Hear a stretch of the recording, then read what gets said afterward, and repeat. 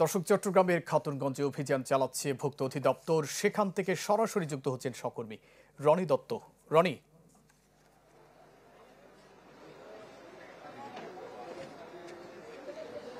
মঞ্জুর, আমরা এখন আছি খাতুনগঞ্জের। এখানে ডালের যে আড়তগুলো রয়েছে সেখানে আসলে ভোক্তা অধিকার অভিযান পরিচালনা করছে। এখানে বেশ কিছু অনিয়ম আসলে তারা এখানে পেয়েছেন। মূলত হচ্ছে যে কি, আমাদেরকে যে ডালটি আসলে খাওয়ানো হচ্ছে সেই ডালটি আসলে ডাল নয়, এটি একটি মদের একটি সেটাকে রং মিশিয়ে আসলে খাওয়া হচ্ছে, এরকম প্রমাণ কিন্তু পেয়েছে। আপনি দেখছেন যে এখানে এই যে রং মেশানোর কারণে এখানে এই যে ডালটির একেবারেই এই যে কালারটি কিন্তু পরিবর্তন হয়ে গেছে, অনেকটা ট্যাঙ্কের মতো, অর্থাৎ একটা পানীয়ের মতো এখানে রংটা পরিবর্তন হয়ে গেছে।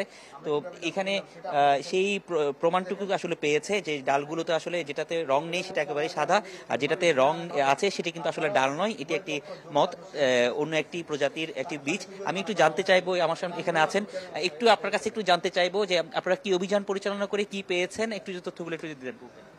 ডালে মুগ ডালে রং মিশ্রণ, তো এই বিষয়ে আজকে খাতুনগঞ্জ বাজারে আমরা আসলাম। এসে আমরা এটা সত্যতা পেয়েছি। ওনার দেখেন এখানে রং মিশ্রিত মুগ ডালও বিক্রি করছেন উনি, আর রং ছাড়া সেটাও আমরা পরীক্ষা করে দেখেছি।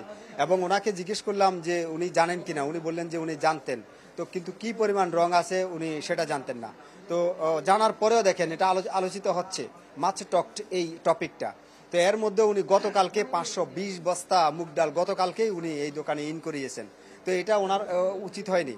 আর আমরা ওনার যেখান থেকে আসছে রাজশাহী থেকে, আমরা সেই প্রতিষ্ঠানেও কথা বলেছি। সেই প্রতিষ্ঠান বলছে তারা আর ভবিষ্যতে আর এটা করবে না। তাদের ওখানেও অভিযান পরিচালিত হয়েছে, কিন্তু তাদের একটা দায় আছে যে ওনার ওখানে অভিযান পরিচালিত হয়েছে, অর্থাৎ তাকে জরিমানাও করা হয়েছে, অর্থাৎ তার অপরাধ প্রমাণিত।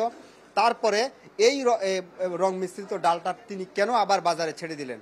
উভয় পক্ষই আসলে উনি দ্বিতীয়বার অপরাধ করলেন, আর উনি জেনে বুঝে শুনে অপরাধটা কন্টিনিউ করছেন। সুস্পষ্ট রং মিশ্রিত। এখন এই রংটার কোনো হেলথ বেনিফিট নেই, এটা শুধুই ক্ষতি। তো আমরা ওনাকে সতর্কতামূলক আজকে 1 লক্ষ টাকা অর্থদণ্ড করেছি। আর এই ডাল কোনোভাবেই সরাসরি বাজারে যাবে না। এরপরে ওয়াশ করে পুনরায় এটা খাবারের যোগ্য করে তারপরে উনি বাজারে ছাড়বেন। এটা কোনোভাবেই আমরা তদারকি করব, যদি এই করেন আমরা ব্যবস্থা গ্রহণ করব। ধন্যবাদ আপনাকে। দর্শক, এছাড়া এই প্রতিষ্ঠান ছাড়া আরো কয়েকটি প্রতিষ্ঠানও কিন্তু একই রকম অভিযোগ পেয়েছেন। সেখানেও প্রায় 30,000 টাকা জরিমানা করা হয়েছে, এবং আরেকটি ওষুধের সেখানে মেয়াদোত্তীর্ণ ওষুধ বিক্রি করার কারণে সেখানে 10,000 টাকা, এবং একটি হোটেলে অপরিচ্ছন্নতার কারণে সেখানে 7,000 টাকা জরিমানা করা হয়েছে। তো ভোক্তার যে অভিযান সেটি কিন্তু চলমান আছে, সেটি চলমান থাকবে, সেগুলো আমাদেরকে জানিয়েছেন ভোক্তা অধিকার। তো এই ছিল এখানকার সবশেষ অবস্থা। মঞ্জুর।